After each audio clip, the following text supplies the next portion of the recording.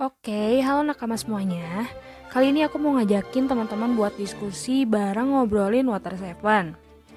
Water Seven ini kalau kata aku sih salah satu pulau atau salah satu kota yang terbilang cukup indah ya, cukup menarik buat dibahas.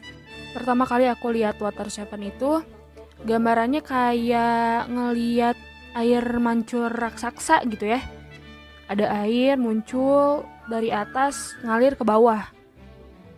Unik banget, terus di pinggir-pinggirnya juga ada nomor-nomor apa nih? Katanya sih semacam dock gitu ya. Coba kalau aku baca sih, katanya ini tuh semacam kanal. Jadi kanal ini tuh yang dimanfaatin sama penduduk buat jalur transportasi utama mereka. Jadi lewat sini lorong-lorong ini nanti.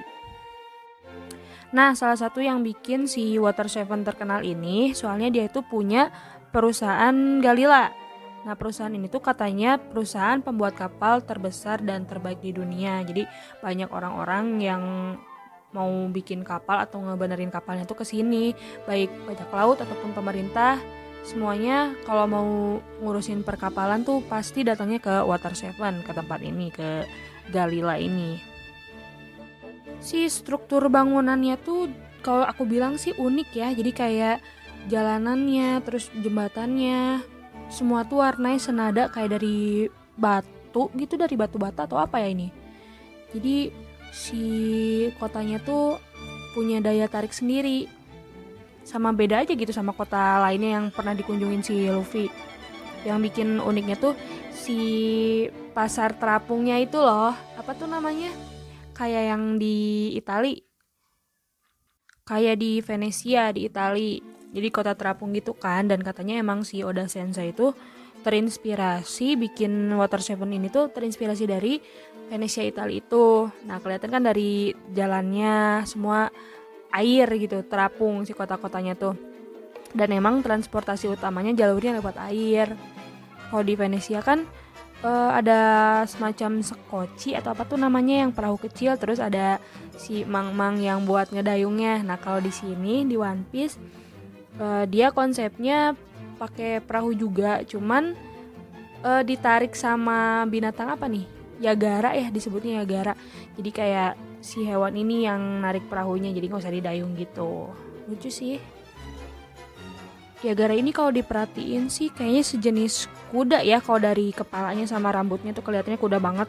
Tapi dia badannya sih masih kuda, cuman buntutnya sama siripnya tuh udah ikan banget. Jadi dia kuda tapi punya sirip sama buntutnya tuh buntut ikan. Jadi dia bisa ngedayung pakai siripnya gitu.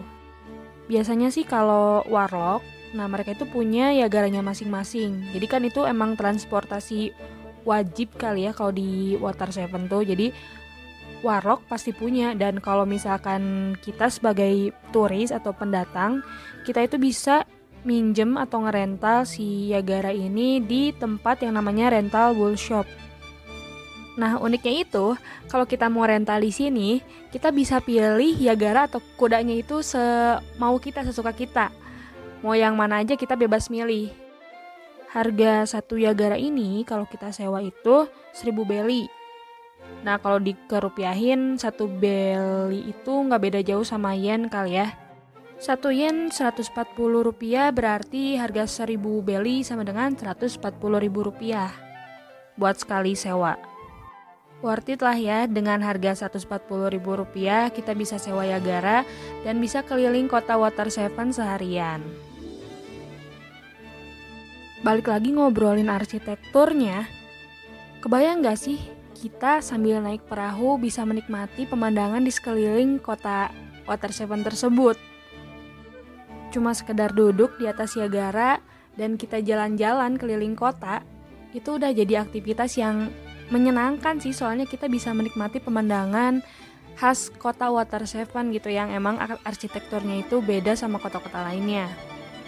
Buat yang suka olahraga ekstrim juga, di sini ada beberapa lintasan atau jalan transportasi yang kelihatannya agak ekstrim ya. Jadi menuki ke bawah, jadi berasa naik arum jeram gitu kalau kita lewat jalur sini tuh.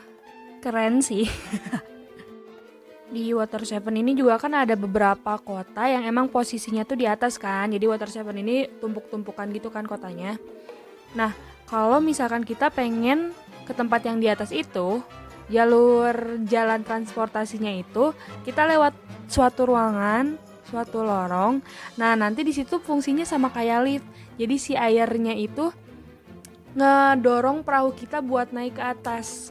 Kepikiran aja udah sensei. Nah, selain itu, salah satu hal yang menarik di Water Seven ini juga yaitu pasar terbukanya. Di pasar ini, seperti pasar pada umumnya, banyak yang berjualan seperti jualan sayur, jualan makanan, cemilan. Terus juga di pinggir-pinggirnya ada toko-toko kayak toko buku, toko baju, dan lain-lain. Ngobrolin Water Seven belum afdol kalau belum ngobrolin makanan khasnya. Nah, jadi di Water Seven ini ada beberapa jenis makanan khusus yang semua namanya ini dimulai dengan kata mizu-mizu. Kalau di Jepang tuh mizu-mizu artinya air. Jadi kalau beli makanan di sini, kita bisa nemuin beberapa makanan yang diawali dengan kata mizu-mizu. Contohnya kayak mizu-mizu niku. Nah, itu artinya daging mizu-mizu. Terus ada mizu-mizu ame. Nah, itu tuh permen mizu-mizu. Ada juga mizu-mizu hasukai. Nah, itu tuh kubis mizu-mizu. Mungkin sama kayak pemakaian di nama tahu Sumedang gitu ya. Tahu Sumedang, tahu dari Sumedang.